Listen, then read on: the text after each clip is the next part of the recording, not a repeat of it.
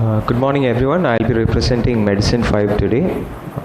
So this is the story of a 66-year-old lady, Mrs. X, who presented to casualty with giddiness 4 hours prior to arrival, with intense sweating, throat pain, and this was followed by weakness of the left upper and lower limb with deviation of angle of mouth to the right. This was associated with palpitations and on and off disorientation. There was no chest pain, fever, shortness of breath, urinary complaints, altered bowel habits or seizures. She was initially taken to a local hospital and found to have unrecordable blood pressure. IV fluids were rushed and she was referred to CMC for further management. Past history wise, she had been following up with cardiology department. She's a known case of valvular disease and systemic hypertension with mitral and aortic regurgitation and atrial fibrillation with controlled ventricular rate. She was on metoprolol, digoxin, atorvastatin and warfarin at arrival. On examination, she had a GCS of 15/15. She was conscious and oriented but drowsy. BP was 100/70 millimeter mercury.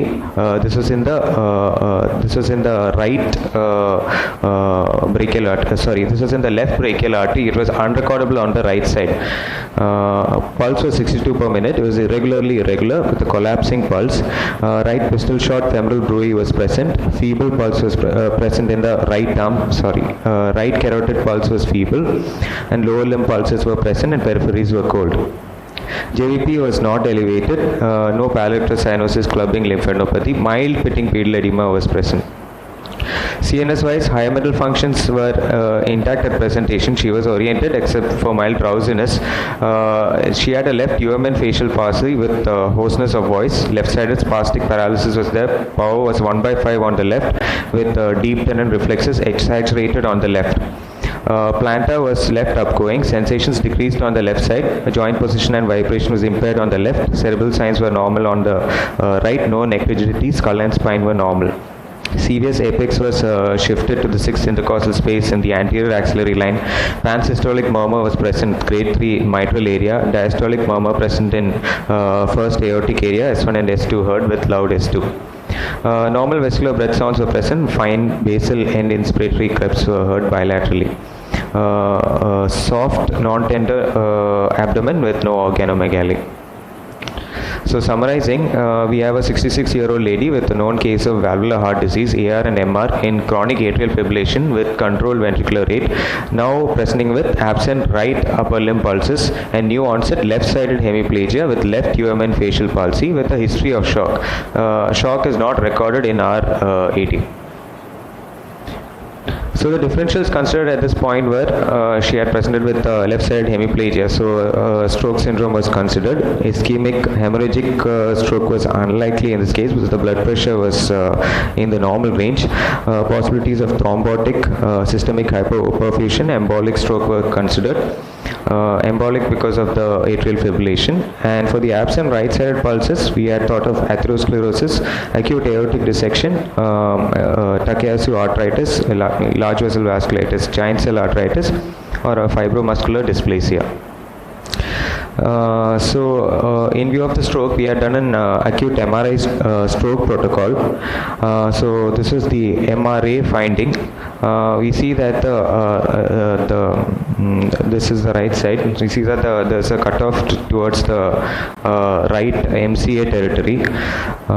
So what we have found out was loss of flow-related signal in the right internal carotid artery, distally up to visualized cervical segment, and there was this was suggestive of thrombosis with acute right anterior and posterior small watershed territory infarcts, and there was an area of old chronic infarct with gliotic changes, faint opacification of right ICA bifurcation and MCA, and narrowing seen at terminal right vertebral artery at its confluence with the basilar artery. So that narrowing is over here. Further investigations, she had an HB of 11.6, MCV was 92, total counts of 11,800, neutrophils of 84, platelets were 1.4 lakhs, urea was 20, creat of 0.9, electrolytes were more or less normal, bicarb was 17, LFT was fine, calcium phosphorus was normal, ECG showed atrial fibrillation in controlled ventricular rate, CKMB TROP-T was not elevated. So, in view of the absent pulses, we had done an immediate echocardiography for her. So, what the echo found out was that, this is the Plaques view. In the Plaques views, we see that the sinus of Valsalva is quite dilated here. The normal diameter is around, maximum diameter is around 40 millimeter, but in her case, it was around 54 millimeter. And when they looked at further echo images, they found what is known as a probable intimal flap. So this was suggestive of a probable aortic dissection at this point. So intimal flap is something that separates a true lumen from a false lumen in case of an aortic dissection. So further evaluation was done for her. Carotid Doppler showing a thrombus in the right common carotid artery, more marked in distal 2/3 segment. High resistant flow in right ICA, left common carotid artery and left internal carotid artery. CT angio was done on emergent basis and showing a dilatation of the aortic root and ascending aorta with aortic dissection seen extending from the aortic root to distally up to the right internal iliac artery. So quite an extensive dissection there with intimo-intimal intersusception noted at the arch of aorta. So this is the CT angio finding. Just wanted to highlight the aorta here. So we can see that the aorta is not exactly a round structure here. So there's a split seen here.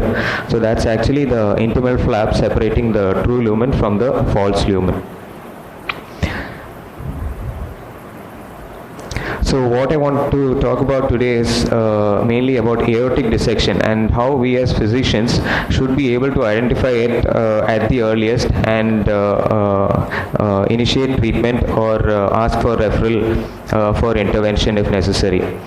So a brief outline. Aortic dissection is caused by a circumferential or less frequently transverse tear of the intima, usually seen in the right lateral wall of the ascending aorta where the hydraulic shear stress is quite high.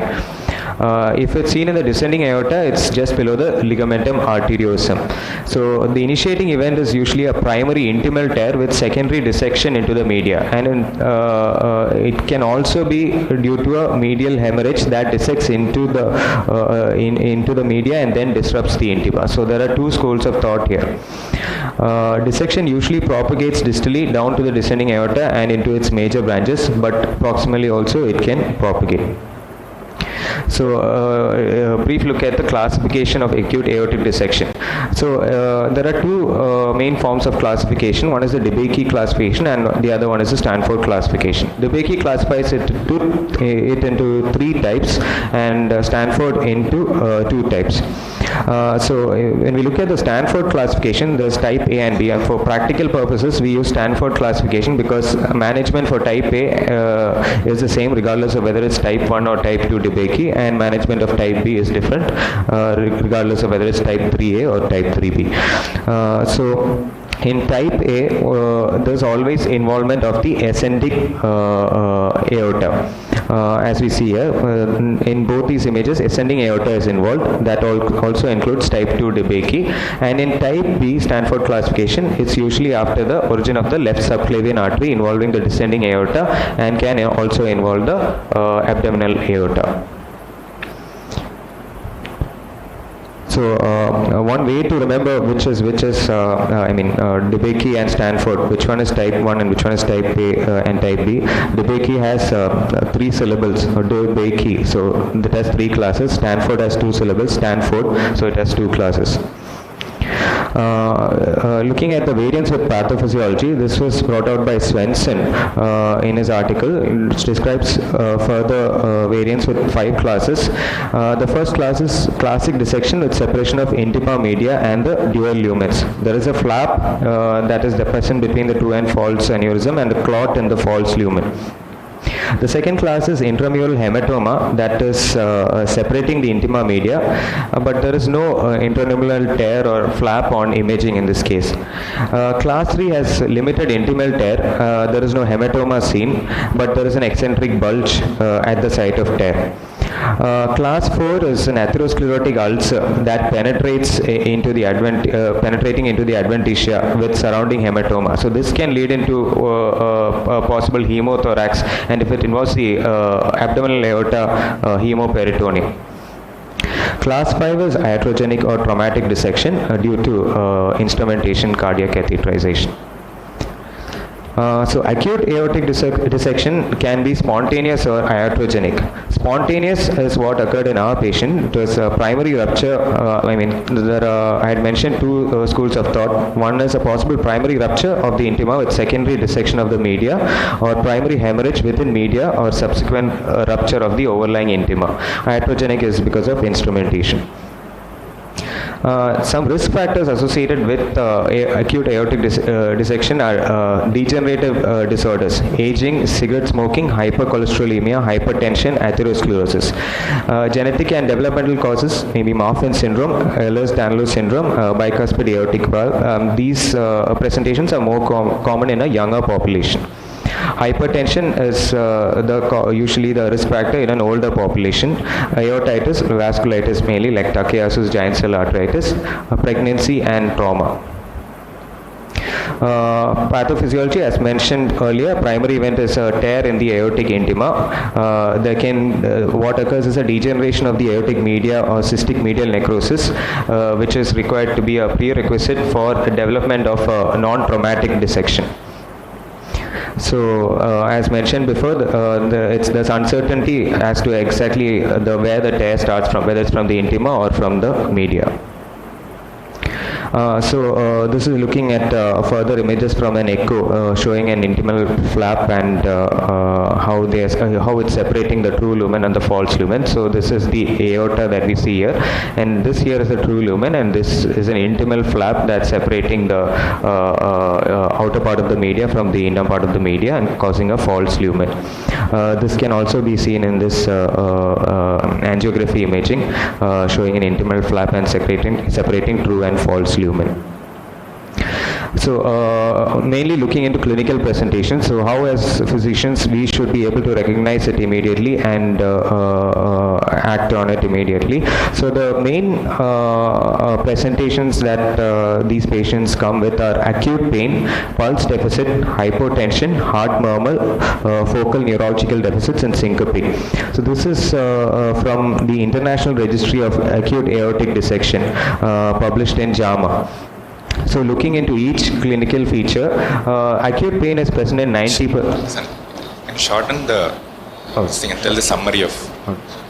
So acute pain is present in 90% of patients. Type A more than type B can be associated with syncope, CVA, heart failure, and usually seen in type A dissection with anterior chest pain. Pulse deficit, more common in men than women, results from intimal flap or hematoma, more seen in younger patients. Just summarize it. Okay. Learning points. So heart murmur, usually aortic valve involvement. So clinical triad that we want to look into. So abdominal pain, variation in pulse and X-ray showing mediastinal widening. Imaging, TE, MR angiography, CT angiography. Management is anti-impulse therapy and pain control. Surgery for type A, and in our case, patient had a severe involvement with type A aortic dissection. So she was a poor candidate for intervention. They had taken a DNR, so further intervention was not done. So take-home messages are: if there is pulse deficit in a patient presenting with acute CV along with diastolic murmur in aortic area, always consider aortic dissection as a possibility. Aortic dissection can lead to a true and false lumen with blood flow in both lumens. Pain, pulse deficit, mediastinal widening is the clinical triad. Urgent imaging is necessary and specialty referral as required. Thanks. Questions?